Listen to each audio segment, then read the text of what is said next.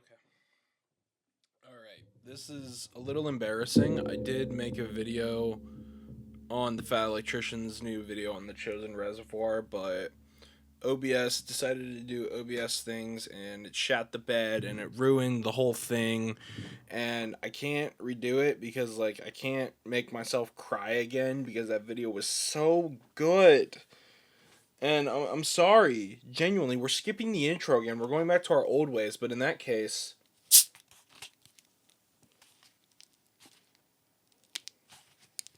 crack. This video is ruined. But forget it. We're watching the Fat Files brand new video on the most gangster burger place. Five Guys Burgers and Fries. Let's get into this shit. Pretty sure this guy just dethroned Don Voltaggio as my favorite entrepreneur. Huh? Today we're talking about Five Guys Burgers and Fries. Okay, here's the deal. I was down in don't South have Carolina. fries, I'd never but had I Five have Guys before. I got hungry. I was going to order some pizza. DoorDash. Five Guys was an option. Decided to get Five Guys. Heard it was delicious. I ordered 4 cheeseburgers and 4 servings of fries. My tablet will start to speed up. You can eat anything you want. Okay, fast forward 35 minutes. What gets delivered to this Airbnb I'm staying at is 2 brown paper sacks with no branding on them. And inside Oh of my sack God, number yes. A is Yes, that's right. I've only ever had Five Guys once in my life. And yes, they come in just unmarked bags like a goddamn sketchy thing you just bought in an alleyway. God damn. 4 delicious cheeseburgers wrapped in aluminum foil, no branding on that either. Okay, this is kind of Genius. fucking weird. Interesting. Big chain, no branding. All right, whatever. Go to bag number 2. I'm not exaggerating. This entire bag is full to the top with French fries. As far as I can tell, they didn't even stick any like holding containers for the French. It's just a bag of fucking French fries. It's like 5 pounds. It's like they made an entire bag of potatoes into French fries and stuck it in a sack. So like any sane person, I tried the French fries. They're delicious. Now is where I go from not a sane person. I immediately have alarm bells going off. They're up to something. There's no branding. There's way too many French fries. That is the realest feeling ever. You know it's good, but you just can't prove it, and you just like the Dokes theme just starts playing in your head. You're just like, I'm on to you. It's for free. They're up to something. I need to figure out what it is. So next day I go to Five Guys for lunch in person. While eating inside the restaurant, yeah. I'm both impressed but also more confused. They're giving out free peanuts. There's bags of potatoes everywhere. The kitchen is open. You can see them making the food unlike any other burger place I've ever been to in my entire Wendy's. He's never been to a Wendy's before. I would know. I was a grill boy at a Wendy's. And yeah, it's open air. Like every fast food restaurant for the most part is like slightly open air. Steak and Shake as well. life. So I go back home. The fuck did I just do? Oh, I pulled up this tab. God damn it. Now people know what I'm into. Start doing some research, and what I find is not only a pretty incredible business model, but probably the coolest entrepreneur story that I've ever heard in my entire life. And we're going to get into it right after a word from our sponsor. Delete me. Why do you have John Wick's gun? The squirrels were messing with Mushu again, so this seemed appropriate. I mean, that does make sense. All right, fair enough. Yeah. Yeah. Stupid squirrels. Wait, squirrels! That's only gonna keep him down for a little bit, Morty. You with squirrels, Morty. All right, here's the deal. Super simple, straightforward business model. You give them money, they turn around and make sure the data brokers on the internet aren't selling your personal information. Hell what does that yeah. even mean? Okay, here's the entire internet and every free service on the planet inside of a nutshell. Okay, there's a saying, if you're not paying for the product, you are the product. What that means is pretty much anything on the internet that you use, that's a service, whether that be Google, Facebook, Instagram, Snapchat, all of it. Okay, it's all an app. So one of 2 things is happening. They're either going to feed you ads, while this and ad's that's how going, I'm that gonna try and company break makes my money pizza, since their service so I is didn't cut it free, right. or they're going to collect your personal information, then turn around and sell it to data brokers on the internet, and then they're going to turn around and sell it to whoever buys it, and next thing you know, you're getting 17,000 robocalls every Damn it. single day. My And that's where pizza's Delete Me comes in. breaking. They will look through all the major Bruh. data brokers and find the ones that are selling your personal Bruh. information My and pizza submit got a opt-out knotted requests on your base. behalf, and then they This are is legally lame. obligated to comply. And then they'll continue to monitor these data brokers, and if they get your information again, Delete Me will submit an opt-out request again. Basically, you're paying Delete Me to get rid of all the downsides of all of the free stuff on the internet, which I think is absolutely worth it. If you want to check them out, I'll have a link and a discount code down below. Let's get back to the video. All right, our story begins with the founder of Five Guys Burgers and Fries, Jerry Morrell, who I can only describe as like the most average dude on the planet. Grew up in Michigan, average life, average parents, average school performance, Normal right guy. down the middle, average with perfectly everything. One day he's in class. I bet you only fucks in missionary. Teacher winds up telling him, you need to pay attention or you're going to wind up flipping burgers for the rest of your life. So he's like, okay, well, I mean, maybe. So then he starts thinking about it. He decides to go to the local burger place called Push 'em Up Tony's, and people are just packing this place all the time. The dude makes good burgers. Push 'em Up Tony is this, dude. He's got his fucking pet cat in the kitchen that he's petting while he's flipping these burgers. Everybody jokingly called them fur burgers, but they kept eating there because the burgers were delicious. So They are good burgers.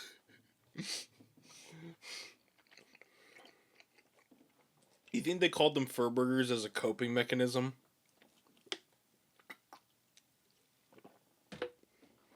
as a kid, he's looking at this and he's like, I mean, flipping burgers for a living doesn't sound that bad. I mean, Push 'em Up Tony's always busy. He drives a nice car, gets to hang out with his pet cat all day.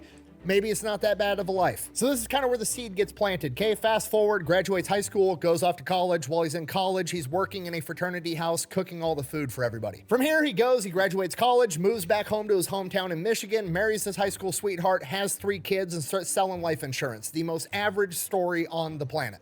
Extremely average in every category. Remarkable, truly. The most average person in our entire armed forces. And then one day, him and his wife decide they're going to get a divorce. Don't know the context, don't know what happened, don't care, doesn't matter, not pertinent to the story. What does happen is his wife takes his 3 sons and she takes them down to Florida where they move. And Jerry, like any good father, is heartbroken. He wants his boys back, and for whatever reason, I have no idea why, he decides that what he needs to do to get his kids back is to make a bunch of more money. Maybe he couldn't afford a good lawyer in the divorce. I have no idea, but that's what he decides. He needs to make a ton of money. So he leaves his hometown, starts bouncing around from big city to big city, trying to figure out how he's going to make all this money, winds up in Texas, tries to start an oil business, blows up in his face. So that didn't work, but he's not taking no for an answer because he's got to get his boys back. Next big idea, bottled water. I'm just trying to figure out if I can make any money on this deal. Okay, now to me and you in 2025, sounds like a pretty good idea. That's a multi-billion-dollar industry today, but you gotta remember, this is the early 1970s. Bottled water doesn't even get remotely popular until the 1990s, okay? The 1970s, ain't nobody drinking water. Everybody's smoking cigarettes and drinking Coca-Cola. I mean, we've all seen the documentaries where they're like, here's the graduating class of 1972, and then they show you a bunch of pictures of like 35-year-old men. I get older, they stay the same age. And it turns out they are, in fact, actually 18-year-olds. They just look like they're 30-year-old men because they have normal testosterone levels, because their balls aren't full of microplastics, and because they're not fucking drinking water and they're dehydrated. Sorry, I'm getting distracted. Just drink water. Anyways. Water sucks. Yeah. All right, fuck it. Drink your water.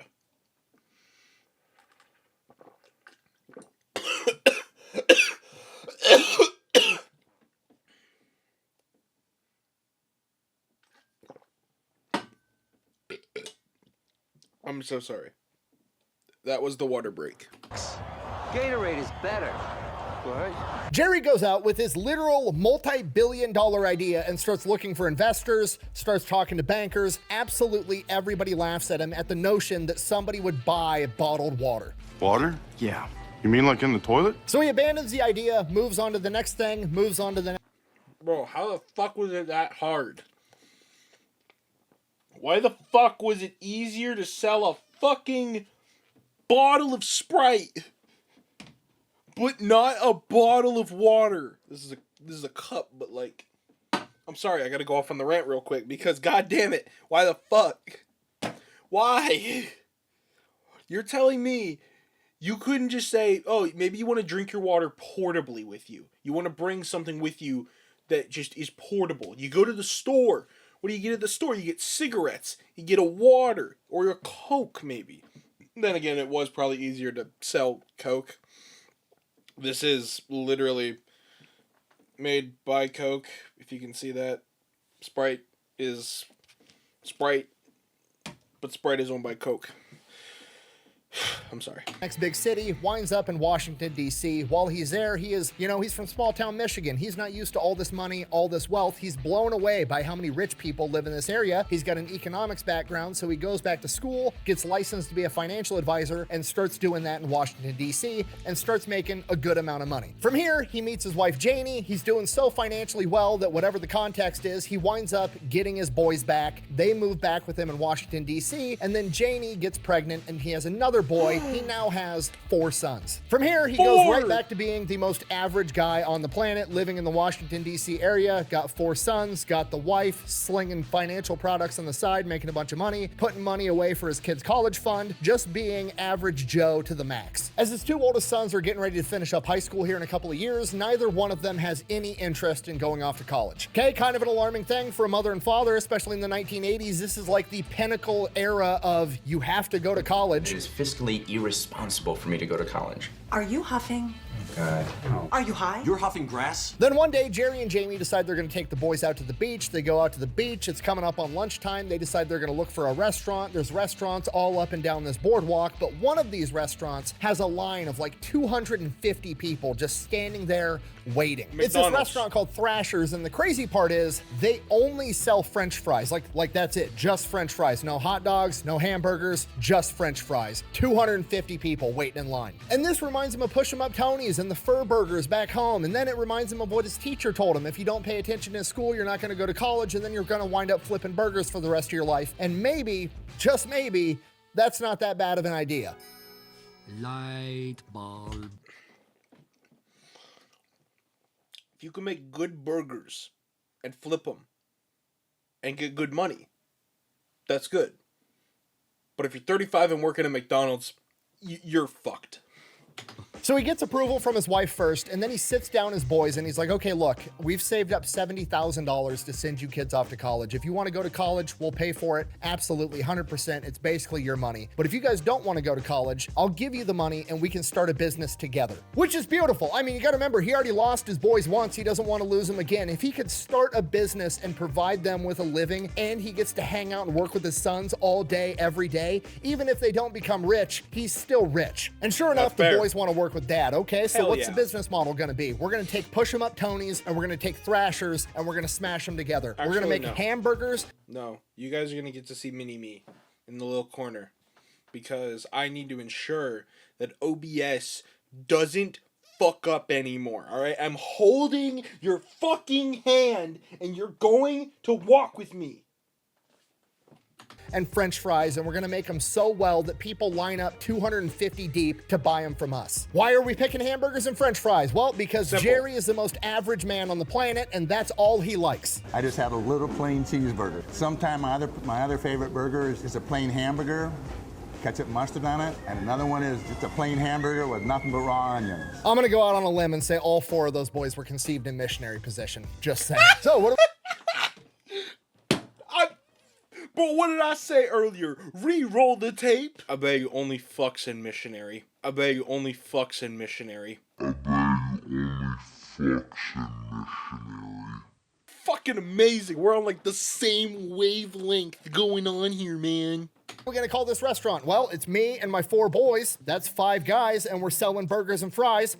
Brain Blast, that's the name of the restaurant. 5 Guys Burgers and Fries. The most average person. Okay, now from here, I can't tell if Jerry is like a diabolical genius or if he has a full-on Field of Dreams moment, like if you build it, they will come. Obviously referring to the perfect hamburger accommodated by the perfect French fry. Actually, no, I am pretty positive. He definitely had the second one because he becomes bound and determined to make the perfect hamburger and the perfect French fry, and he is thoroughly convinced that if he can do that, literally nothing else matters. You think I'm exaggerating? I'm not. He literally defies all conventional wisdom, ignores all the common business practices, and is just locked in tunnel vision on developing a good hamburger and good French fries. This is the good stuff. Snakes and sparklers. He starts telling all his family and friends he's putting his life savings into selling burgers and French fries, and they're like, oh, you're starting up a restaurant. Are you gonna have a salad option? Absolutely not. How about chicken nuggets? No. How about a burrito? No. How about a chicken sandwich? No. Burgers and French fries. You don't have no black cats?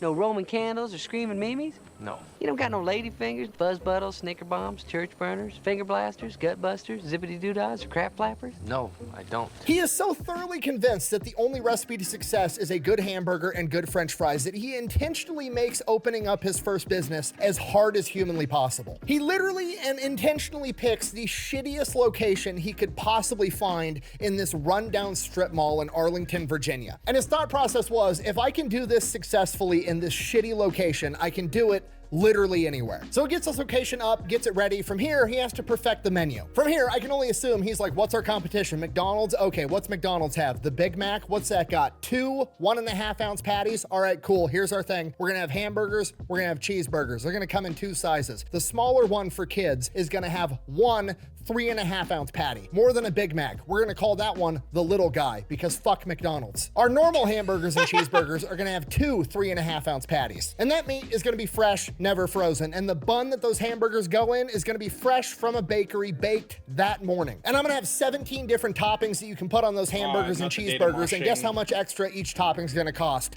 Fucking nothing. And all that shit, the lettuce, the tomatoes, the onions, all that's gonna be fresh too. Okay, cool. What about the French fries? We're gonna buy fucking potatoes and we're gonna turn them into French fries. Okay, we're not gonna do what McDonald's does and have some factory spitting out frozen French fries into a bag and then transport them frozen across the country and then throw them into the fryer. No, we're gonna take potatoes, we're gonna salt them, we're gonna put them in oil, and then we're gonna feed them to the world. Okay, I mean, look at McDonald's French fries ingredients. We've got potatoes, vegetable oil, canola oil, corn oil, soybean oil, hydrogenated soybean oil, natural beef flavor, wheat and milk derivatives, dextrose, sodium, acid pyrophosphate, main color, salt, quote, beef flavor, contains hydrolyzed wheat and hydrolyzed milk as starting ingredients, contains wheat and milk. Now let's look at the Five Guys French fries ingredients: potatoes, salt, peanut oil.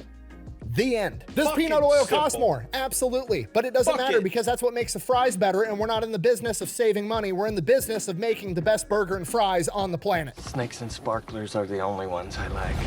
Buh! That also means he's gonna lose out on customers that have a peanut allergy. Buh! Don't care. Five Guys is in the business of making the best French fries possible, not bending the knee to your weird food allergy. In fact, they're gonna double down and give out free peanuts to everybody waiting in line to send the clear message: if you can't eat the best French fries in the world, fuck you. Just to be clear, for legal reasons. You gotta keep an EpiPen on standby at all times. Was that like a Reddit or Tumblr thread of a guy who like knew a kid once who had a peanut butter allergy or peanut, and he was contemplating eating this Reese's cup, and he had the cup in one hand and the EpiPen in the other, and he was like, fuck it, and just fucking went for it. My man was balling in the fucking elementary days. At no point has Five Guys officially said or alluded to anything remotely close to that. However, that's what they actually do, and that's how I interpret it, and I think it's kind of funny. Yeah, I know, I'm a bad person. Anyways, moving on. Oh, and these can't just be any potatoes. No. These need to be russet potatoes from Idaho, but even that's not specific enough. These need to be russet potatoes from Idaho, specifically in the Snake River Basin, which is north of the 42nd parallel. Because, and I quote, potatoes are a lot like oak trees. The slower they grow, the more solid they are. We like our northern potatoes because they grow in the daytime when it's warm, but then stop at night when it cools down. It would be a lot easier and a lot cheaper if we got California or Florida potatoes. The dude is autistic about burgers. Oh my god! I didn't fucking think of that! Bro! We were like in the best time ever to be autistic, alright? You got like the early days when you were just unique. Then you got the dark ages when we just gave everyone Ritalin and drugs, whatever the fuck, did a bunch of shit. And now we're in like the new age. We're like, you know what? Maybe we can use this to our advantage to do shit. I love it. And French fries, and I love it. Okay, if you're not picking up what I'm putting down, homie has went full plankton getting the Krabby Patty secret recipe. He has developed the greatest hamburger and French fry of all time. That's it. That's the whole menu. I've got a hamburger, I've got a cheeseburger, I've got 17 different toppings. I'll put whatever you want on it, and I've got French fries. The end. Okay, sounds stupid. Actually genius. What have we learned on this channel? Keep it simple, stupid. Pick one thing you want to do, be the absolute best at it. Best pound for pound money-making fast food place on the planet? Chick-fil-A. Guess what they sell? Chicken sandwiches. The end. So the menu's set. The food is ready. 1986, he opens up Five Guys. Does he do a grand opening? No. Does he advertise at all? No. Absolutely not. He is convinced that if he can just get one customer to walk through that door and taste this delicious hamburger, he's going to tell all of his buddies, and then he's going to be successful. So they open up at 11 in the morning. Guess who shows up? Absolutely nobody. Nobody knows they exist. They didn't advertise. They didn't have a grand opening. Nobody shows up. First 45 minutes, Nobody shows up. Then one dude just saunters in, happening to find it randomly, eats the hamburger. By 12:30, they're fucking packed. Okay, he's done it. He's built the perfect cheeseburger. He's built the perfect French fry. And sure enough, people showed up despite him not advertising, despite him being in a horrible location. His plan is working. Five Guys Burgers and Fries is profitable from day one. Somewhere along the line, people start complaining that his restaurant takes a little bit longer in comparison to, like McDonald's and other places. Jerry doesn't give a single shit, okay? Perfection takes time. Cooking is art, and the shit I cook is the bomb, so don't be telling me. Shit you cook is shit. In response to this, Jerry hangs up a sign on the door that says, and I quote, "If you're in a hurry, there's a lot of really good burger places within a short walking distance from here." Five Guys doesn't give a shit, and I absolutely love it. Just straight up, we're the best. We know we're the best. If you don't want to wait in line, cool, kick rocks, go somewhere else. There's 249 other people in queue that I can make their burger for next. They continue to grow the business. They're making hamburgers, they're making French fries, things are going good. Time to open up another location. So he goes to the bank, asks for a loan. Full honesty, I have no idea how this conversation went down, but I imagine it was something along the lines of this. Okay, you want to open up another hamburger shop, your first one's fairly successful. Tell me about the business. Do you have a marketing plan in place? Absolutely not. We don't do any marketing whatsoever. We just rely on word of mouth by making really good hamburgers and really good French fries. Okay, are you looking at expanding the menu? No. Absolutely fucking not. Okay, do you deliver? Are you looking to start delivering the food? No. I make good This is the shit he was talking about. I think it was on Unsub or Underwhelming where he was talking about trying to get the loan for the house, and they just didn't want to give him the loan because he's not a businessman, he's a YouTuber, and they're just he lays it out. It's the ending that's always the best. It's well, what does your wife do? Me. Fucking sold it. I didn't get it the first time. Second time around, it fucking hit me in the face, okay? burgers and good French fries so good that they're gonna come to me. Okay, so your entire business model is just to make really good hamburgers and really good French fries, so much so that they'll come to you, you won't deliver, but they don't know you exist because you're not doing any marketing and you're only willing to sell hamburgers and French fries.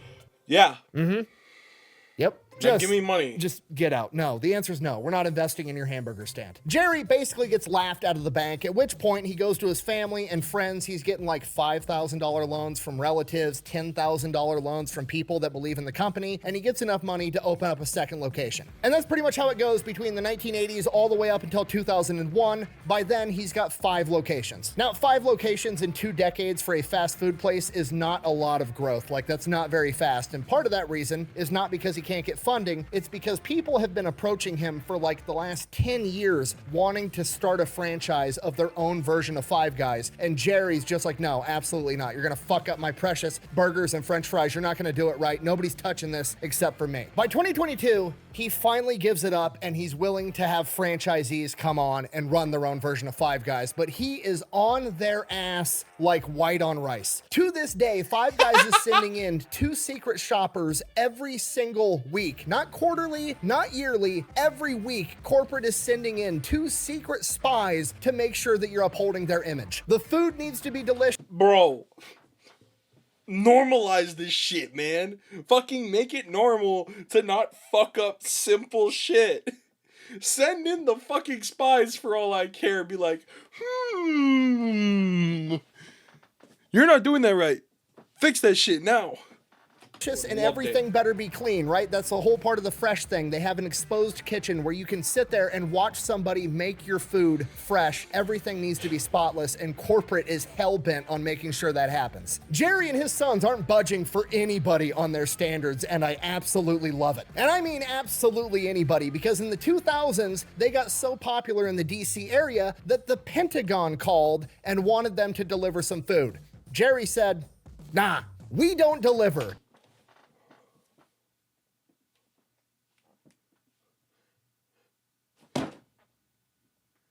Motherfucker said no to the goddamn Pentagon. That's crazy, man. Look, man, there's a lot of things I would fold for the Pentagon. Delivering would have been one of them, I'll tell you that much. To which the person from the Pentagon said, "Sir, this is the Pentagon. Everybody delivers to the Pentagon." To which Jerry said, I don't give a fuck. he then gets another phone call from that guy's boss. It is an admiral from the Navy. Admiral, same thing as general, but for the Navy. Okay, super important guy. He then proceeds to tell Jerry, "Bro, this is the Pentagon. You have to deliver to the Pentagon." Jerry says, "No, I don't." He then proceeds to get a 24-foot long sign that's 2 feet tall that says "We don't deliver" and hangs it up in all of his stores in Washington, D.C. It's so stupid that it's actually genius. It's literally the exclusivity luxury tactic. It's just never been pulled off with something so simple as hamburgers. It's like what ridiculous luxury brands do, like Rolex or Ferrari, just this attitude of like, I don't give a shit what the customer wants. I'm making perfection. And if you want it, get in line. Don't get me wrong, I'm not saying Five Guys is like some snooty luxury hamburger. I'm just saying they're worried about quality and they're not willing to budge or compromise for absolutely anyone. And when I say anyone, I mean literally anyone, because in 2009, Barack Obama, the most powerful man on the planet, wanted a Five Guys hamburger. Guess what he had to do? He had to get his ass up out of the Oval Office and walk. Oh my God.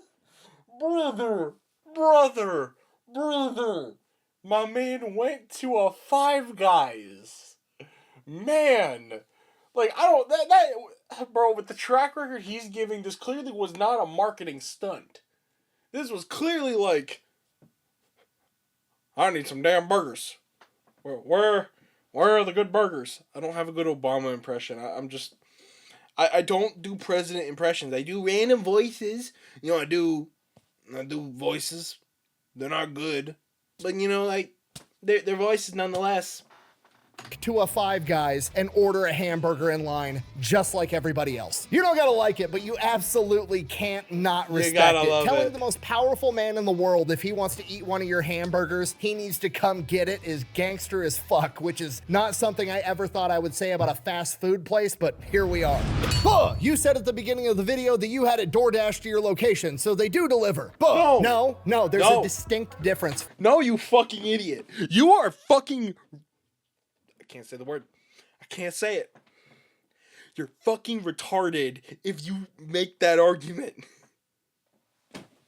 Five Guys doesn't deliver for anybody. But if you want to hire a stranger to go pick it up for you, that's your business. But nobody working for Five Guys is taking you your burger because they're busy making perfection. And that's why Five Guys today is so successful. They've got over 2,000 locations with 1,000 more on the way, and they're so busy, they're not even accepting applications for future franchisees. Right out of the gate, they did pretty much everything wrong. They intentionally picked a shitty location when they were starting out. They don't deliver. They have a small menu. They're expensive in relation to their competition. And you know what? None of it matters because Jerry and his sons have mastered the field of dreams fuck you business strategy. If you make the perfect product, the customer's gonna come. Nothing else matters, and if anybody tries to distract you or veer you off course, tell them to get bent. United States of America is based on fuck you. You're a king, you have an army, greatest navy in the history of the world. Fuck you, blow me. That's it. That's all I got. Five Guys is literally the most gangster burger place on the planet. Literally founded by a guy who sat down and was like, I want to hang out with my sons all day, and built a multi-billion-dollar hamburger and French fry empire to do it. And if that's not the American dream, I have no idea what is. Thanks for watching. Best way to support the channel is go buy some merch over at thefatelectrician.com. Quack bang out. I need to build a company so I can work with my kids forever. Oh.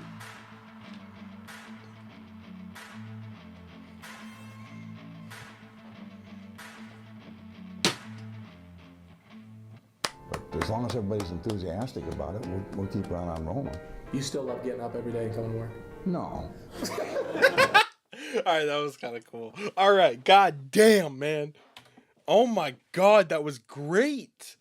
This went off without a hitch, all right? The OBS didn't fuck up. Mini-me is proud, as you can see. And, you know, I had a great time, all right? Go check out The Fat Electrician. Go check out The Fat File. Subscribe to the channel, my channel as well.